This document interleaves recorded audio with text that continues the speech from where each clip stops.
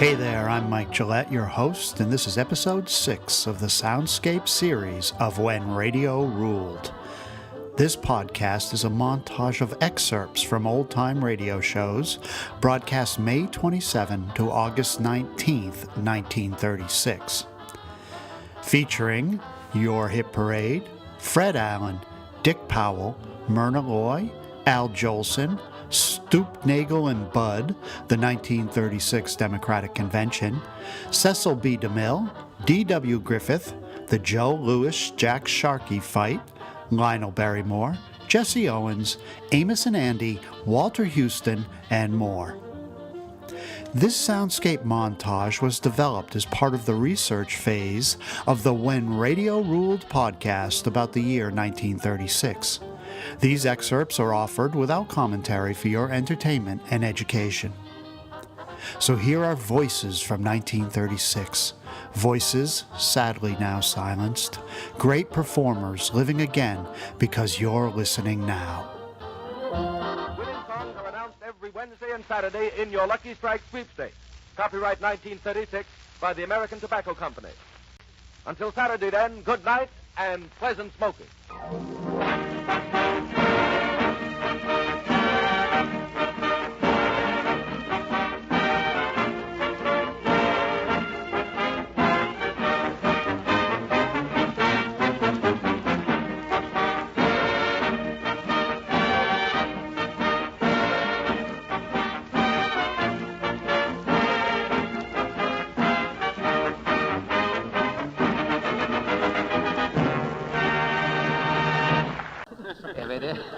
If it isn't Portland. Yes, I can only stay a minute. Papa's taking me down to see the Queen Mary. Well, I guess if a cat can look at a king, you can certainly take a gander at the Queen Mary. Papa says it's the biggest boat on the ocean. It's pretty big, all right. I read about a man who accidentally drove a truck through one of the portholes today. Yes, it was in the paper. He thought the porthole was the Holland Tunnel. You know, they ought to close up those portholes. When the tide comes in, the Weehawken ferries will be running in and out of them all night long. Why are they building boats so big? I don't know, unless it's to bring over sweepstake tickets. If the Queen Mary was a little bigger, they could hold the sweepstake races right on the deck. And that'd be a novel idea, a floating steeplechase race. They haven't looked into that yet. And they'd still have enough room left on the deck to play the Wimbledon tennis matches. Don't you want to come down to the dock and see her? No, you take Papa down. He can lick the champagne off the prow if it hasn't dried off since the christening. Oh, they didn't christen the Queen Mary with a measly bottle of champagne. You mean it was too big? I'll say they broke the London Aquarium over it. They broke the... Well, that's done it as oh, far as... I get it. No, you Mr. don't. Reyes! Now, wait a minute. You're very fortunate at this particular time to be here. Have you seen the Queen Marie? Uh-huh. You can't tell what will turn up for sightseer coming to New York. It's sort of a bag of tell game. This week, the Queen Marie is here. A few weeks ago, the Hindenburg was here. Last week, Mr. Zionchek was here. You never can tell. You come here to see things. Well, I know that something certainly should be done about the designs of the bathing suits the girls have been wearing the last couple of summers. Some of the bathing suits they wore last year, somebody should design something. You saw a fellow walking along Coney Island with a girl. You didn't know whether he had an 8 weeks tan or whether he was blushing all over. It was very confusing. Most of the dances you see around the dance halls that you go into, it really isn't dancing. It looks more like chill set to music, unless Lobby of the Hotel Roosevelt, where stars and newcomers gather. A young actress just breaking into pictures is telling her friend of her success.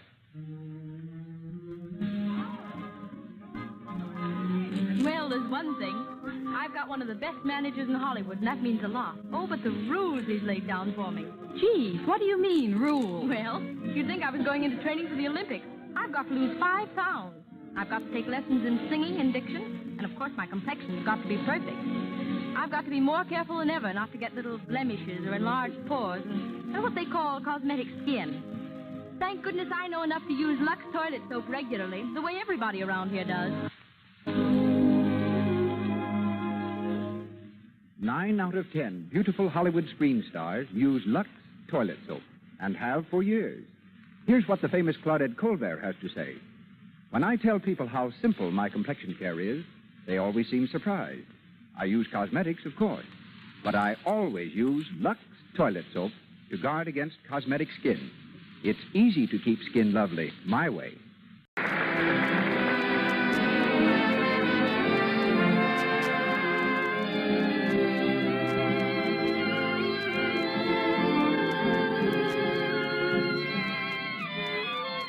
This is the Columbia Broadcasting System.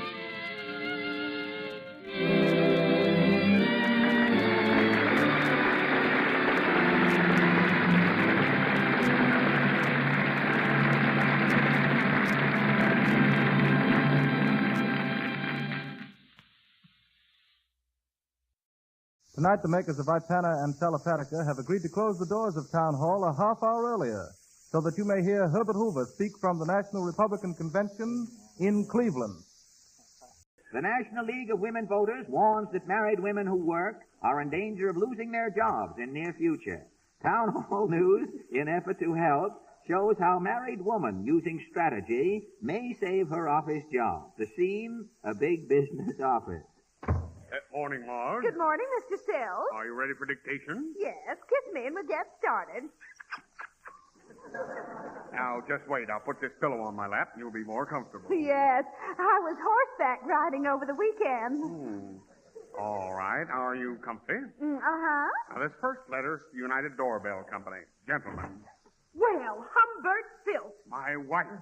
Shall I rise? No, keep your seat. Haven't you any shame, young lady? Now, see here, Beulah. It's only a little inter-office necking. Oh, I don't mind this hugging and kissing. Then what are you yelling about? She's un-American. She's a married woman usurping a single woman's job. Oh, Marge. How could you? It ain't true, Mr. Sills. Honest, it ain't true. You deny that you're married? I was married. I shot my husband this morning. I knew Marge was on the level. So sorry, Marge. It was my mistake. Then I'm not fired? Certainly not. Get back on my husband's lap and go to work. Less than a decade ago, the movies were voiceless. Stars as celebrated as Wallace Reed, Rudolph Valentino, Theda Bara, Lillian Gish, and Francis X. Bushman had millions of admirers who knew them only as silent shadows. We spoke of our business as the silver screen, but its silence was golden for many an actor and director. Then a man came along who had been billed on Broadway as the greatest entertainer in the world. With his first film, The Jazz Singer, he not only made pictures talk, he made them sing. And he made me make museum pieces of my faithful old silent cameras that had ground out so many successful feet of film. Then he made another picture called The Singing Fool. And then he fell in love. She was a charming little Irish girl. In 3 months, they were married. Their marriage is one of which Hollywood is most proud. They have each scored separately in the theater, on the screen, and over radio. But we present them tonight for their first appearance together on the air.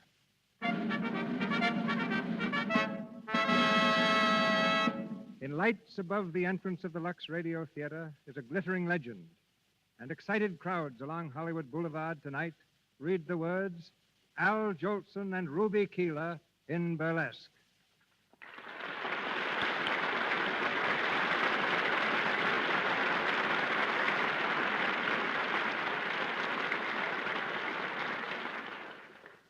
Sure, I'm glad to know it. Why wouldn't I be glad to know that Bonnie's going to get along all right without me?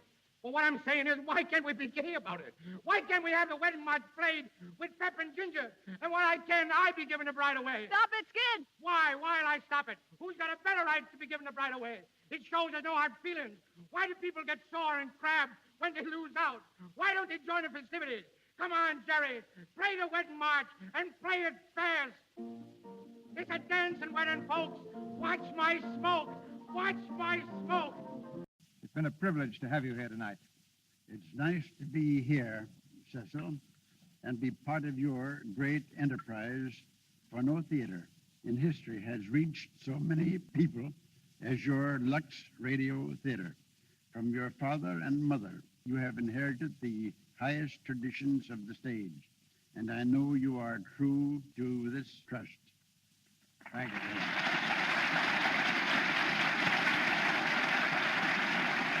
Grand old gentleman.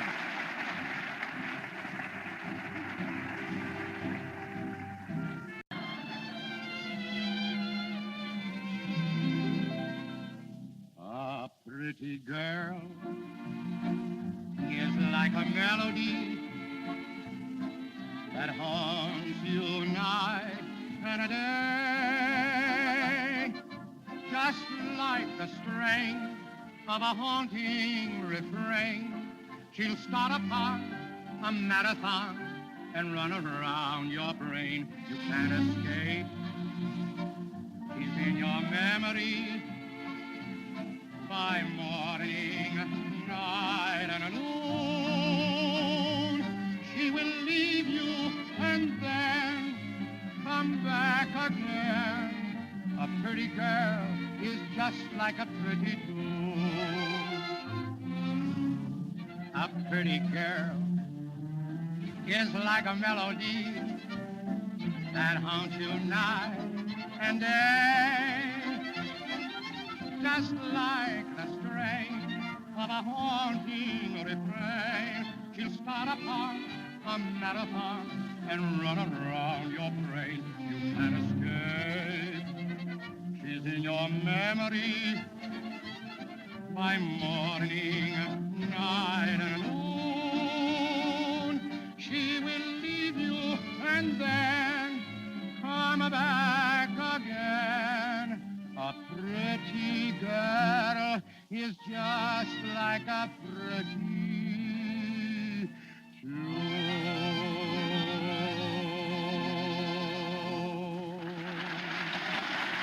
Thank you, Mr. Jolson. Ladies and gentlemen, this is your announcer, Melville Rue. Mr. DeMille returns in a moment to tell you about next week's play.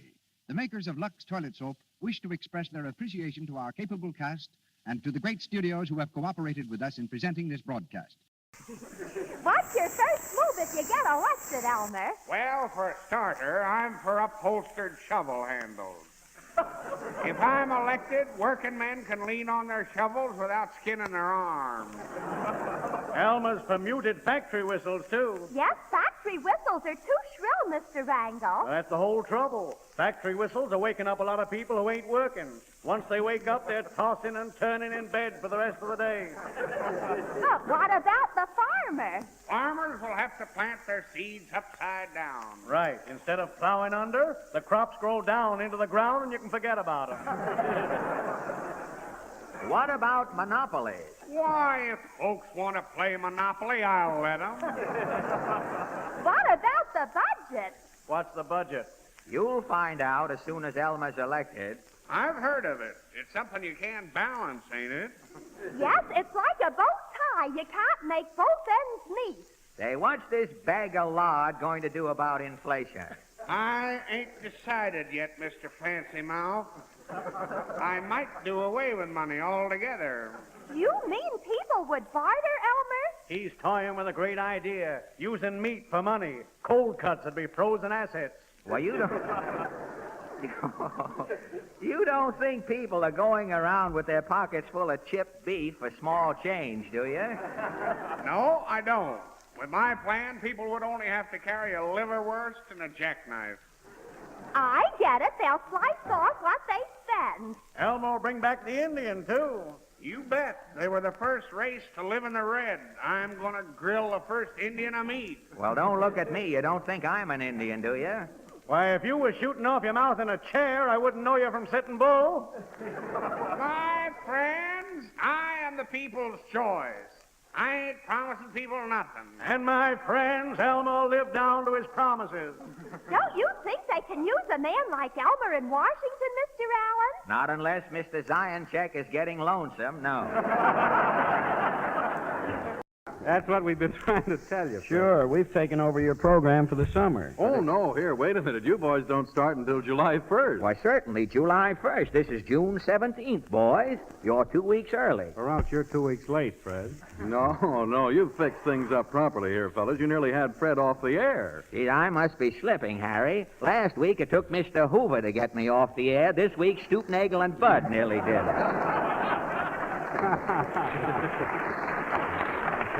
Here, get back from the microphone, folks. People will think the Republican convention's back on the air. Why did you give up boxing, by the way? Well, I met the sweetest little girl in 48 states, and she didn't want me to box. Oh. You got married, huh? That's right. Well, that's the way it goes. When you get married, you don't have much time for outside fighting, do you? Well, I'm not That's swell. You flew all the way from California, and then, of course, you fly back. I think so. Be a fine thing if the prize stopped in the middle, wouldn't it? It'd be a fine... Well, those planes, it's certainly wonderful, the service you can get to California. Now, how long did it take you to come? It took just 18 hours. 18 hours. Yeah. We were out there last summer, and I saw some of those big TWA planes there. They've got everything on them but an 18-hole golf course. I guess their planes will have those on them shortly. You certainly can fly around the country, though. We had, just to give you an idea, you've heard of the Pan American Clipper, haven't you? Yes. Well, some people in Honolulu knew that we were going away next week and sent Portland a little bunch of Hawaiian flowers. Sent from Honolulu Monday afternoon, and they were here this morning. Wonderful, isn't it? It is. From Hawaii to New York City in practically 2 days. But I don't want to take up your time discussing aeronautics, if that's the word. It'll have to do for now. Bud incidentally told me, Mr. Sneed, that you have written and dedicated a song to Mr. Joe Louis. Is that right? Yes. You have, huh? I have. How'd you come to do that? Well, I was reading, as you'll see in the words when I sing the song, whenever you see the newsreel of Joe and it shows the slow motion. Uh-huh. Well, after he knocks his man out, it looks like he's trucking, that And that gave you the idea, hey? Yes. Have you sung the song for Mr. Lewis? Yes, I sang it for him up in Lafayetteville. Well, I guess he must have liked it, or you wouldn't be here to talk about it. You wouldn't care to predict the winner of the fight tomorrow night, would you? Well, Mr. Allen, how can Joe Louis? Well, the only one I can think to go with for that, Mr. Sneed, is that the reason they're holding the fight in June is so that Schmeling will be sure to see the 4th. I mean, but you're going... What? Well, I think we can both retire after that little bit of banter, Mr. Sneed. But what do you call your song? Joe Louis. Joe Louis. Well, all right, you go right ahead. You're going to play your own accompaniment on the guitar, huh? Yes. You all set? Yes. All right, thank you.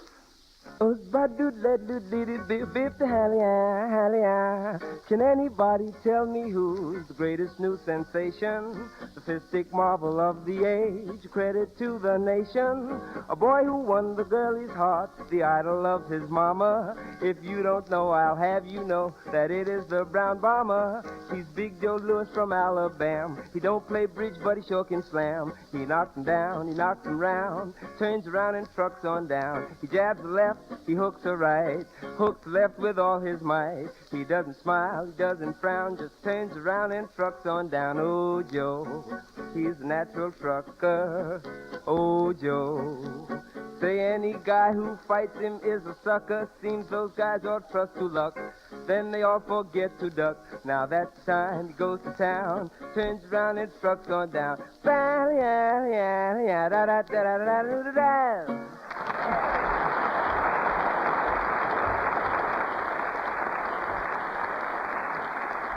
Thank you very much. That was Jack Sneed singing his own original composition. Very good, too, Jack. That was excellent. Your rhyming and the melody was all swell.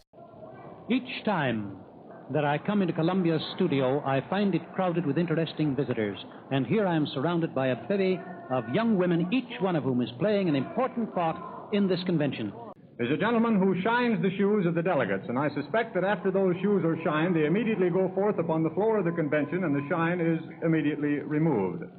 Now, tell us a little about the shoes that you have shined. it has been ours during this convention to serve the most distinguished people of America. And we trust that during this time that we have served, we have satisfied very well. Well, I suspect that you perhaps rehearsed or memorized that a little bit. Could you tell us one or two of the distinguished people whose shoes you have shined in the last 2 or 3 days? Governor Lehman of New York and the young Roosevelt, son of the president of our country. And were they entirely satisfied with the service that they received? Especially so. Oh, they were? Well, I'm certainly sure that that must have been the case. Well, I think this is the most enthusiastic and most inspiring convention that I've ever attended, or it's been held in this country in many years. And you personally enjoying it, I take it? I'm having a great time as a Democrat. The last 3.5 years of leadership under the present administration has resulted in enormous increase in our business, better times for our farmers and fruit growers, and happier and better living conditions for our laborers and workers, many of them being unemployed under the previous administration. Realizing as we do that this work is only half completed, we are here again to pledge the unanimous support of the Washington delegation to our able leader. We promise to deliver the overwhelming vote in November for our President of the United States, Franklin D. Roosevelt.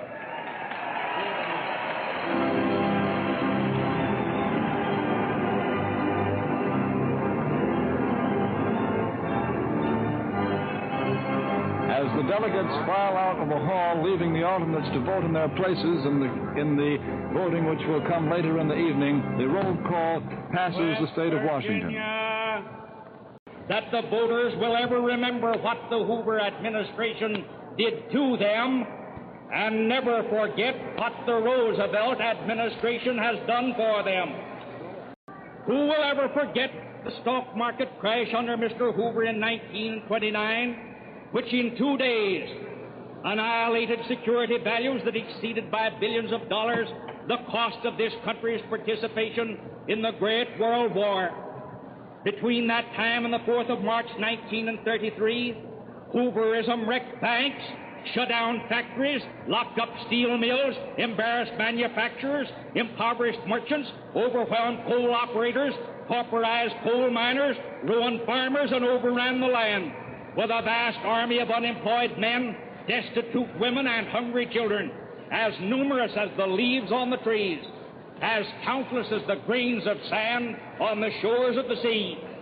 During the last 3 years of the Hoover administration, more than 1,500,000 city dwellers were robbed of their homes. More than 2 million farmers were robbed of their last acre of land. More than 14 million toilers were robbed of their jobs and started over the hills to the poorhouse in torture and tatters and tears. Mr. Hoover promised the American people prosperity. He gave them adversity that bit like a serpent and stung like an adder. And who can guarantee that Mr. Landon's campaign promises will be any better than those of the great engineer? Under Mr. Hoover's administration, when the toilers asked for work, they asked in vain. When they asked for bread, they received a stone. When they begged for a fish, they received a serpent. The Hoover panic exiled our optimism and sowed the seeds of pessimism all over the land. It gave us shadows for our sunshine, tears for our smiles, and sorrows for our joys. It stopped the wheels of industry in 10,000 cities. It silenced the noise of business in 100,000 factories.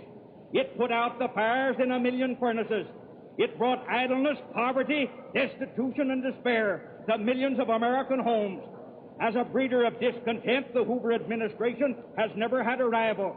As a furnace fire extinguisher, it has had no equal since Noah's flood.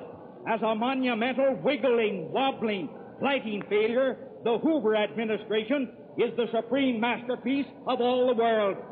And now upon this reeking record of industrial disaster and economic woe, upon the silent ruins of the long-boasted Coolidge prosperity, and over a broad and endless highway of unredeemed pledges, broken promises, and forgotten principles, come the heartless, greedy forces of plutocracy, privilege, and plunder, which neither slumber nor sleep, and insult our intelligence, challenge our sanity and outrage our sensibility by urging us to adopt again the philosophy of Hooverism, the inferno of disaster, the horror of horrors, the abomination of desolation spoken of by the prophet Daniel. But what has the Roosevelt administration done? In Holy Writ, the creation of the universe, including everything from the tiniest grain of sand to the most stupendous star, is described in the sublime and simple language. In the beginning, God created the heavens and the earth.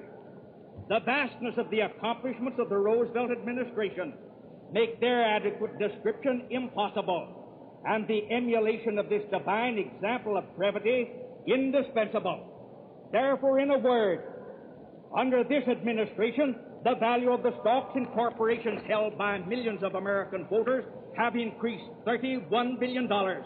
If this stupendous sum were equally divided among all the people, it would mean more than $237 for every man, woman, and child beneath the American flag.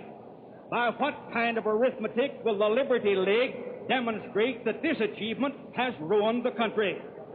During this administration, the farmer's cattle, his lands, his corn, his oats, his wheat, his hogs, and his oats have increased on the average in value more than 97%. During the last 3 years, our national income from such sources as wages, salaries, dividends, and rent has increased more than $19 billion. How discouraging these figures must be to the Liberty League and the old guard of privilege who stand before the Wailing Wall and cry in vain for more Hooverism and an issue with which to obstruct the irresistible march of human progress under Franklin D. Roosevelt. Under this administration, the output of the steel industry has increased more than fivefold. The hours of service of skilled workers in the mining industry have been reduced to 7 a day, and the wages have been increased 71%. The compensation of the miners has been increased more than 60%. Do these figures indicate that it would be wise for the people to change the administration of Franklin Roosevelt for 4 more years of Hoover horror? During this administration, increases in prosperity similar to those which have been noted have been enjoyed by every other legitimate industry in the country.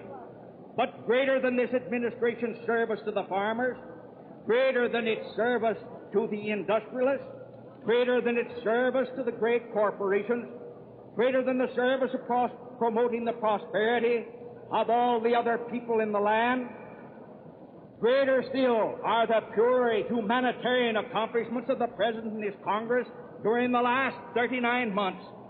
The employment of child labor in mines and factories at health-destroying tasks, which has cursed the world for ages, was abolished by New Deal legislation. The fact that the Supreme Court, in its wisdom, declared the National Recovery Act unconstitutional does not diminish the credit due the President for his bold effort to abolish slavery among those whom the Master said, "Suffer little children to come unto me." More than 7 million of those who suffered enforced idleness, more than 7 million of those who suffered enforced idleness under Hoover have been placed on payrolls by the Roosevelt administration. Tonight, returned and still returning Roosevelt prosperity is seen in the flames of the furnace and the fire of the forge, in the field of the farmer and the output of the manufacturer, in the smoke of industry that dims the sun by day and hides the stars by night. Roosevelt prosperity is heard in the ring of the anvil and the rumble of the locomotive, in the whir of the spindle and the click of the shuttle, in the sound of the hammer and the hum of the saw, from the wheat fields of the north to the cotton fields of the south, from the lumber camps of Washington to the orange groves of Florida, from the great financial empire of the opulent East to the great agricultural kingdom of the golden West.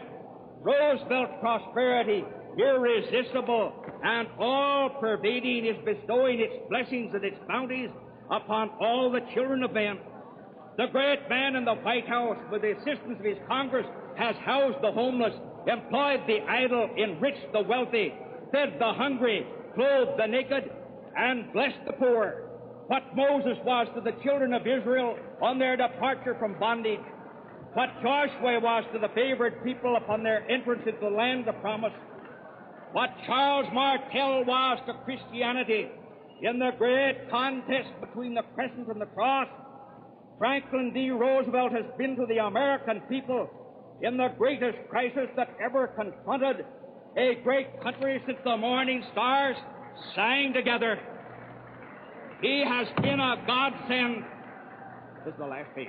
He has been a godsend to the republic whose government he has spiritualized and whose brutal, blighting materialism he has banished forever.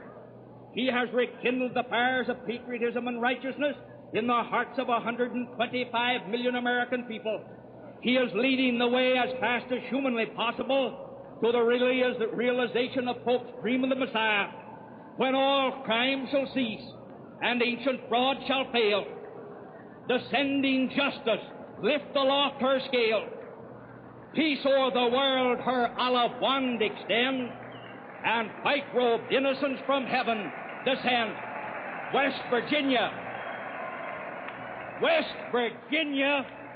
moves that this convention nominate by acclamation and that the people elect by unanimous consent for their next president that illustrious man who in time of fiery trial and frightful tribulation has been a spring of ice-cold water to the burning lips of thirst, a palm that lifts its coronet of leaves above the desert sand, an isle of green in some far distant sea, the purple light of dawn above the eastern hills, a cloud of gold beneath the setting sun, a fragrance wafted from an unseen shore, a silvery strain of music heard within some palace wrought of dreams. Franklin D. Roosevelt of New York.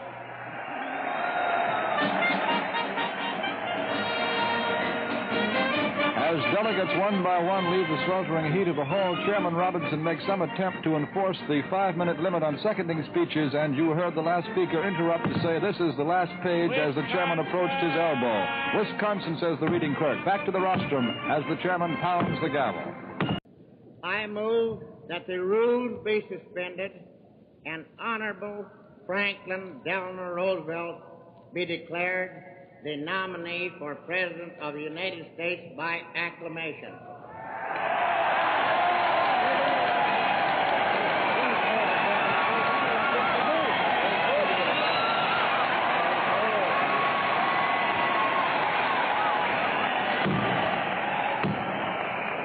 The chair, just a moment.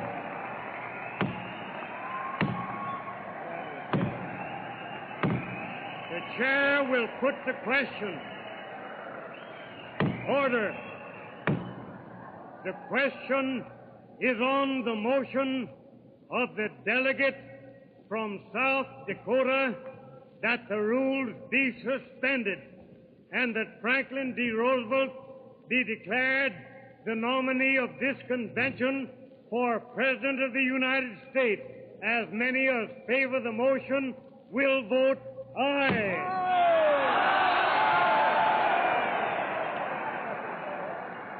Those opposed will vote no. The ayes have it, and I hereby declare Franklin D. Roosevelt the nominee by acclamation of this convention.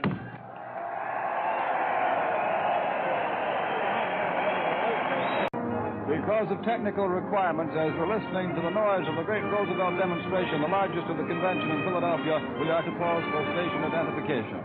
This is the Columbia Broadcasting System.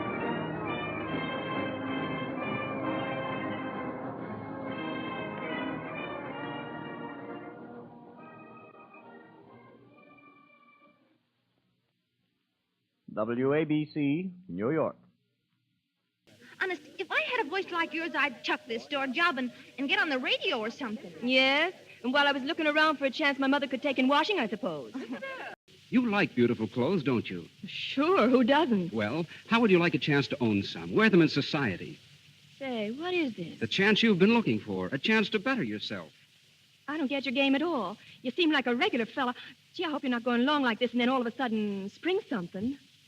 And now, ladies and gentlemen, we turn the spotlight of the Lux Radio Theater on the first great director of motion pictures, the man who changed motion pictures from a novelty to an art. He is the only director of his day who never used a megaphone.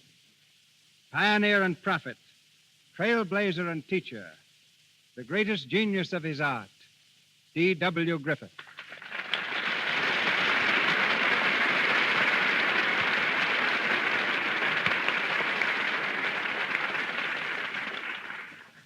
Say, DeMille, CB, you know that is awfully generous.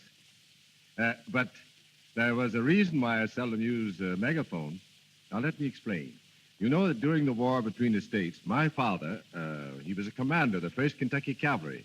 They say he could be heard yelling above the sounds of battle. They called him Roaring Jake Griffith. Well, I didn't inherit his brains, I'm sorry to say, but perhaps I got some of his loud voice. Our battle of pictures was almost a war in itself. Well, we weren't fighting each other, CB, but for the same cause. I think we did help establish the motion picture business, didn't we? Yeah, you must have had some of Roaring Jake's strategy. I'll never forget your picture, The Battle of Elderberry Gulch. It was only a two-reeler, but it was one of the first pictures to bear the mark of genius. Oh, thank you. Well, you met that attack easily enough with the first full-length one, The Squaw Man. Then you got out the heavy artillery with The Birth of a Nation. That was the biggest gun of the whole war. Oh, well to say. You know, I sort of remember a picture called The 10 Commandments that you made while we were throwing this stuff at each other. Yes, but while we were matching each other star for star and reel for reel, something happened. In reaching out for new weapons, you created the fade-out and the close-up. Yes, you know, people thought I'd gone crazy. I think they were about right, too. They said, what's the idea of showing people without bodies? What are they doing? Swimming? Then, just as I was filming people so the audience could get a good look at their faces, oh, we had some beautiful ones in those days, too, didn't we? Now, you came along with that Rembrandt lighting. And a headache. We'd light the face as Rembrandt did in his paintings. Often one side of the face was in darkness. One of our executives called me up in a rage. If you're only going to show half the face, he said, people will only want to pay half the price. I told him, if you haven't got sense enough to know Rembrandt lighting when you see it, it's not my fault. Oh, he replied, is that what it is, Rembrandt lighting? Oh, they'll pay double for that. And they did. Well, that's a good way to get the coin in. Said, you know, CB, there's one thing I'm getting a little tired of. You know, a lot of people are always congratulating me on some of your productions. Oh, that I don't care for it. Especially the King of Kings. You know, at first I'd answer and say, well, that's not my picture, that King of Kings. That's DeMille's. But finally I got tired of denying it, so I just said, no. Yeah. Oh, yes. Sure, that was a great picture. Well, at my best, you know, I worked like a dog on that King of Kings. Say, you've had some great productions on the screen, CB. I don't need to tell you that. And you're doing a fine job here with this radio theater. Say, what about that new picture of yours, The Plainsman? So many people still get us confused. I'll hope you'll make it good, and good, or I'll be disgraced. Good night. Good night. Good luck to you. Foxhounds and Davises, they're all the same breed. And I'll kill any cur that steps on this grass. Jake Terry, if you shoot a Davis hound, I'll blow you clean to glory. This entertainment is an expression of goodwill by the makers of Lux Flakes, those remarkable fine soap flakes that protect colors, freshen all fabrics, and keep your washables new-looking so much longer. No wonder Lux Flakes are used in all the leading Hollywood studios. And now our producer. A foremost authority on drama, he has created over 60 great pictures, started more actors, and developed more stars than any man in Hollywood. Ladies and gentlemen, Mr. Cecil B. DeMille.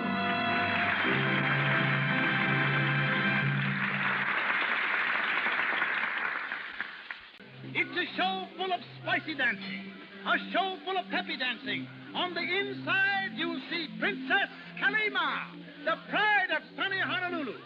She'll do her famous dance that has made her notorious throughout the civilized world. And, folks, when she dances, she makes old men young and young men old. Take her along. She's worth the price of admission. And you can learn all you need to know about life out of school books. Now, where do you suppose I'd be if I'd minded my old gentleman and got me an education? I'd probably be a bank president or a lawyer myself. I tell you, Chris, as I've wrote you in letters many a time, a guy in this day and age without the proper schooling ain't got a Chinaman's chance.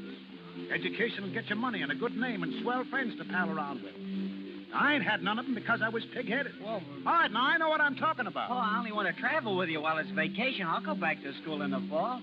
Now, Mr. Owens, how many gold medals do you hope to win? Wie viele Goldmedaillen wollen Sie eigentlich wegschleppen? It's the desire of every athlete to win a first place in the Olympic Games. And since I'm in 3 events, I hope to emerge with 3 victories. I hope. Also 3 bescheidene Goldmedaillen will Herr Owens mitnehmen, nämlich 100 Meter, 100 meters, 200 meters, 200 meters and broad jump. Und Weitsprung. Das genügt ja für einen einzelnen Stern. Dankeschön, Mr. Owens. I'll wager that no popular performer has so captured our American enthusiasm as tonight's star, Al Jolson, for years billed as the world's greatest entertainer. Al appears in Samson Rapelson's dramatic hit that is almost Jolson's life story. When Warner Brothers made the first talking picture, they chose not only tonight's play, The Jazz Singer, but tonight's star, Al Jolson, and tonight's musical director, Louis Silvers. With Al, we star another favorite, Miss Gail Patrick, who appears as Mary Dale. 20 years ago, when The Jazz Singer reached the screen, it revolutionized the motion picture industry, a tribute to the American people's continual search for something new and better. In fact, it was that same national trait of ours that led to the development of Lux Flakes and their rapid acceptance throughout the country. Today, Lux Flakes are as familiar and popular in our homes as the talking picture in our theaters.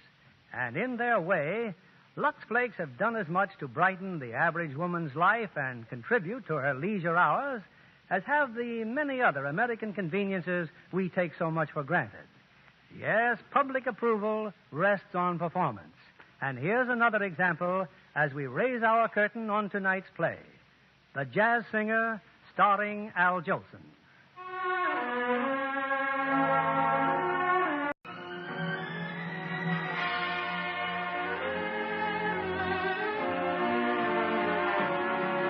Keep smiling at trouble, for trouble's a bubble, and bubbles will soon go away.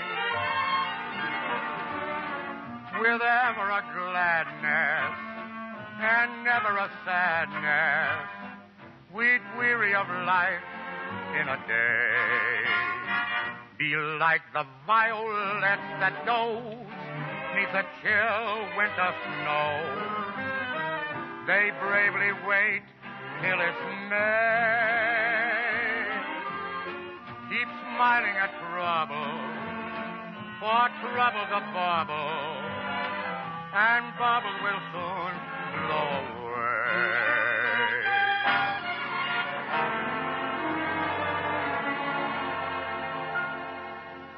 When you've learned that life is what you make it, then you know the secret of it all. Find your share of happiness and take it. Make life a song as you go along.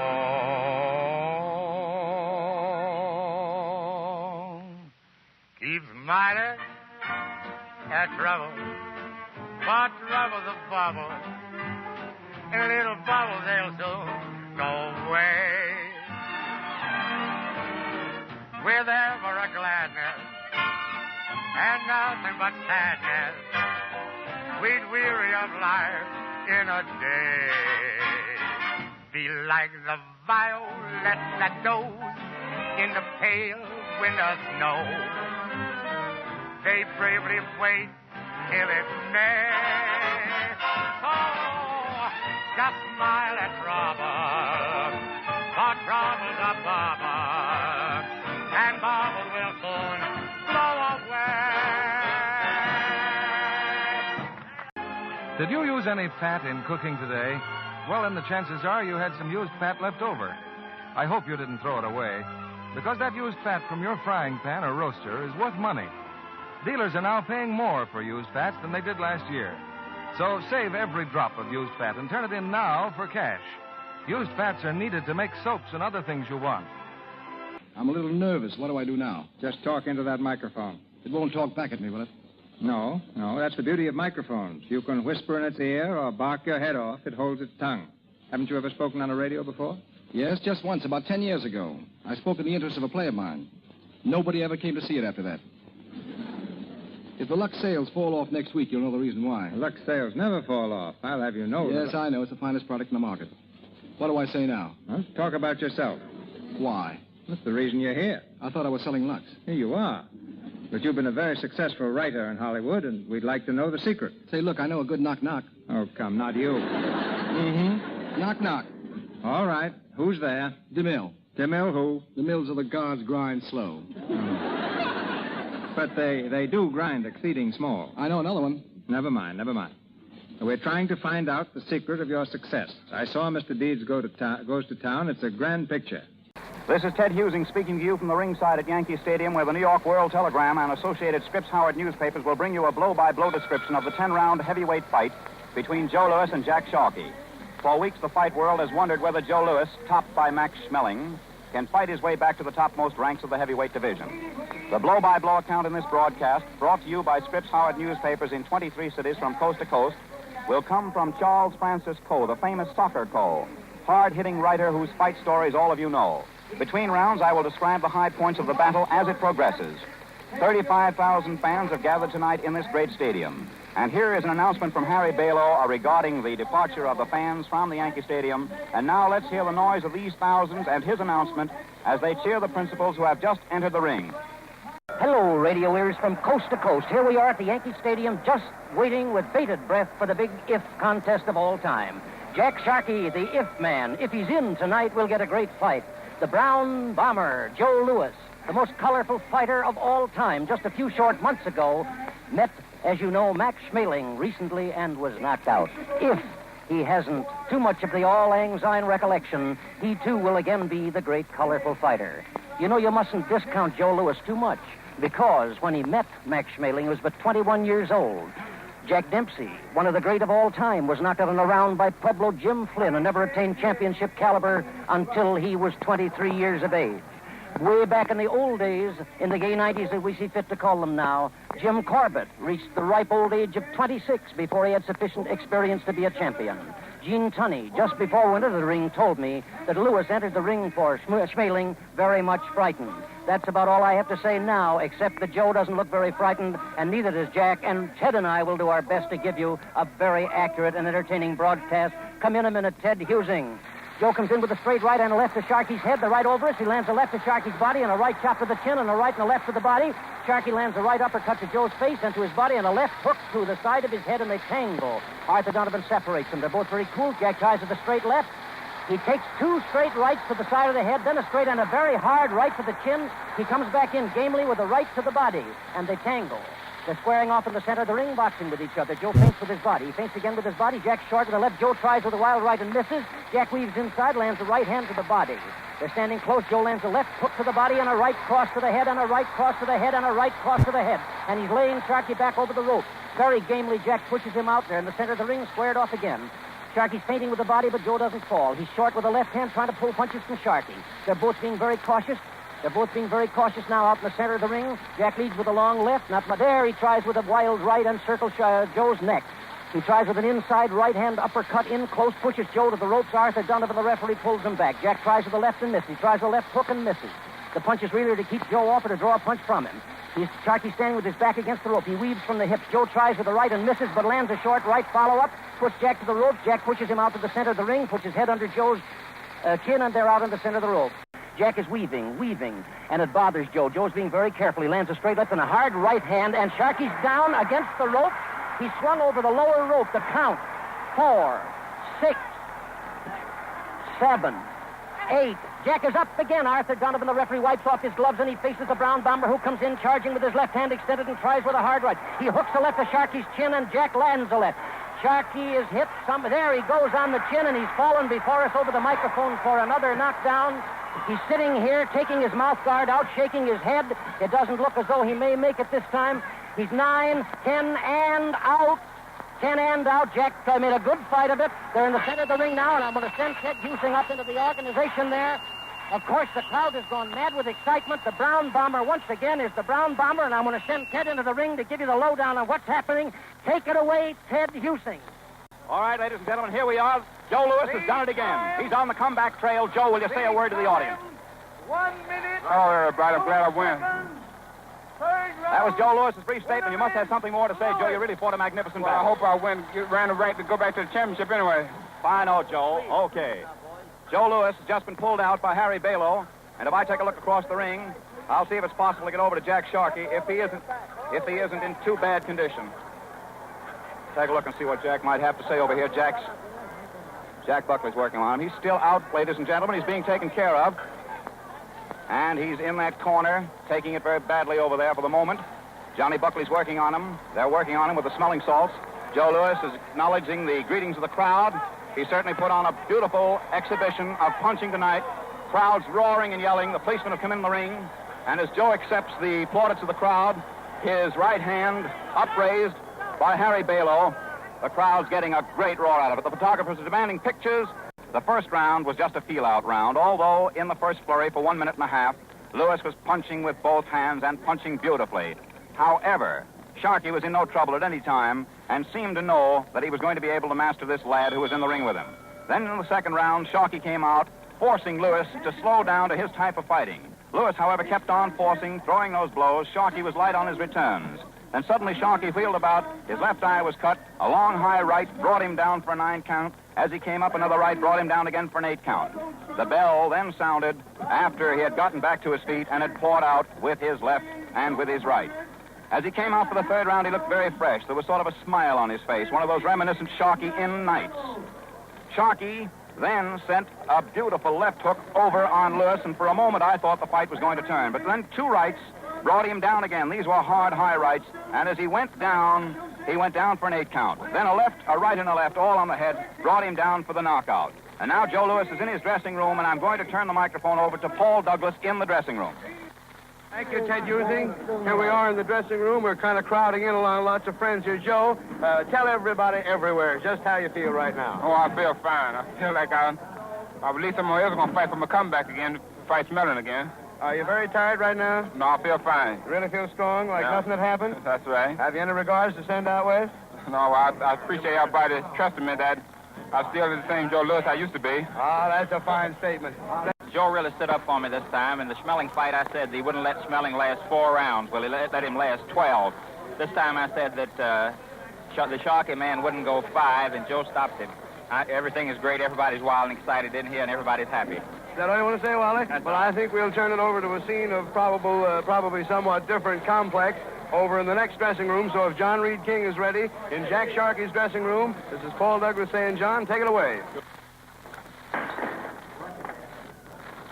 Ladies and gentlemen, in marked contrast to the scene in Jack Sharkey's dressing room is subdued in spirit. There's practically no noise here now except, of course, the flashing of camera shots of Jack as he's getting dressed. And just a moment ago, the doors of the dressing room broke open to admit Jack, accompanied by his trainers and a police escort, as they came directly right up to you from the ring. And now the room swarms with these newspaper reporters, as I said, and the faithful fans. And through the crowd, we try to worm our way across to the man who dominates this immediate scene. Ladies and gentlemen, I'd like to get a word from Jack Sharkey. Jack Sharkey, will you say a word? Well, I don't think there's very much that one can say after a defeat. Naturally, one's depressed quite a bit. All that I can say is give the other man credit. Youth must be served, of course, naturally. But the same boast that I made the other day would have been carried through years ago, of course, to say youth must be served, so evidently, from the looks of tonight's outcome, someone made a mistake. Thank you, Jack Sharkey. That was very gentlemanly of you. Ladies and gentlemen, that was Jack Sharkey giving you his own feelings on this fight and speaking from his dressing room located right here deep in the heart of the Yankee Stadium structure. You know, this is the 4th ex-World's heavyweight champion that Joe Lewis has met, the third of the four that he's knocked out. The other one, of course, tabbed him on the chin on June the 19th and laid him among the clovers. But it looks as if we have a little boy coming back all the way from Detroit into the limelight again. We appreciate the courtesy of the makers of Camel cigarettes and Prince Albert tobacco in relinquishing the last half hour of their program this evening in order for us to bring you this special broadcast. By popular demand, the May Company is again repeating their free installation seat cover sale. Factory-trained fitters will install at no charge seat covers purchased Wednesday, Thursday, and Friday, and Saturday. Seat covers including installation as little as 79 cents. May Company Auto Supply Department, both second floor and Patron's Garage. The time, 6:29 and 7 seconds.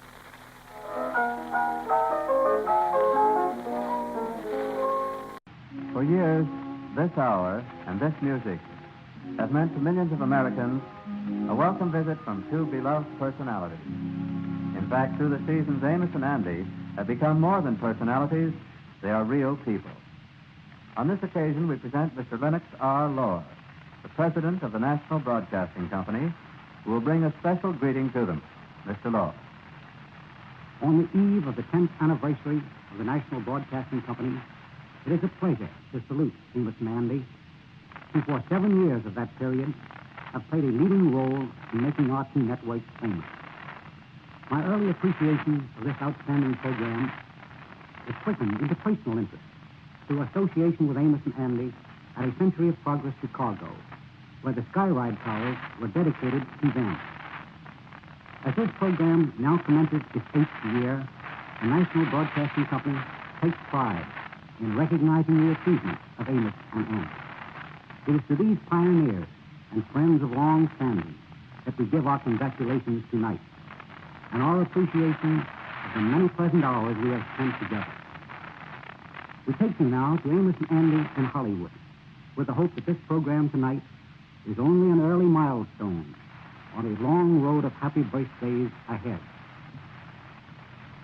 Today, Amos and Andy drove their taxicab up in the mountains to Lake Arrowhead. They decided to explore that section of the country, and after driving for almost an hour, they found themselves lost. By mistake, they turned on a narrow dirt road, and unfortunately, the car stopped out of gasoline. As the scene opens now, we find the boys walking down the road about 100 yards from their taxicab, headed for a modest farmhouse to use the telephone. Here they are. Well, I didn't know that we was out of gasoline. We must have a leak in the tank or something. Yeah, where in the world is we? Well, I don't know where we is. We was somewhere up near Lake Arrowhead, up in the mountains. That's all I know. Well, how did we ever get on this road we is on? Well, you was the one that told me to turn down this road. If this ain't a mess, I don't know. You know, I find that if a man will get away from his work part of the time and just think without the turmoil of worry and going here and there, well, it does you a lot of good. Yeah, that rest do anybody good. That's what I preach all the time. Yes, but you can't rest too much. But after you hit the ball and work night and day, well, it's nice to get away. Yeah, the man got to have some rest all right. That's right. And a lot of them think, though, that they don't need it. But when I work pretty hard. Now, I've seen some of my friends try to keep going, and I've seen them crack under the strain. You know, boys, when I come up here, I find that I can think better. I get something out of life that I didn't know existed. Yes, sir. Yeah, that's Hollywood is a busy place, all right. Yes, Hollywood is a busy place. I guess a lot of people think it's sort of a playground. But a lot of people work awfully hard in Hollywood, and I've seen the work there drive them almost insane. Yeah, that moving picture business is a tough business. Yes, I'm afraid you're right.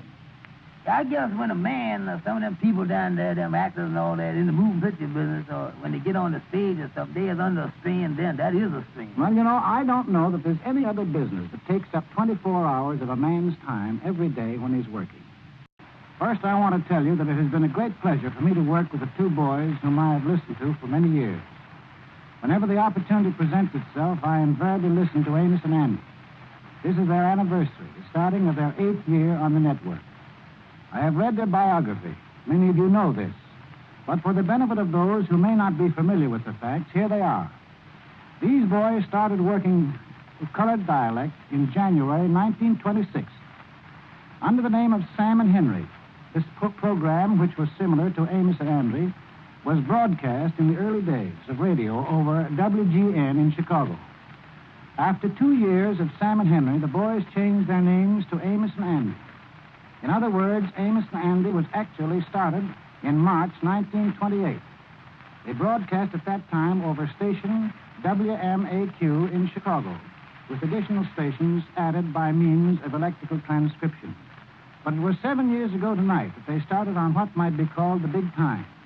As you all know, they have established a record in radio broadcasting. They have received today many congratulatory messages from people in every walks of life. They deserve it. Tonight's episode, in which I had the pleasure of participating, was their 2,395th day of broadcasting. As you know, the boys broadcast twice each day. I think these boys should be congratulated on their long record of daily broadcasting of these episodes, which carries with it a streak of not only human interest, but of philosophy, which I have often enjoyed myself. Their humorous episodes have been a joy to many people for an awful long time. I congratulate these boys not only upon their ability to impersonate these characters, all which they do themselves, but for writing this material each day. They are seated by me now, squirming in their chairs. Now, I'm going to ask them to say just a few words. It has been a pleasure to have had the opportunity of talking to you. I thank you. And here they are, Amos and Andy. Well, that's very nice of you, Mr. Houston, and it's certainly nice of you to say all those sweet things. Yeah, even me, I was blushing. It ain't nobody ever heard me blush on the radio. Well, our program is almost up. We just want to tell our listeners how grateful we are to have passed another milestone in radio broadcasting. We've been grateful to the cooperation we've received here in Hollywood. We want to thank Major Law for his kindness, the Pepsi and Company for their nice message, Mr. Houston for his cordial greeting. And we want to tell you how grateful we are to you listeners who make these anniversaries possible. We want to thank you and tell you we're very, very thrilled tonight and say good night. Good night, folks.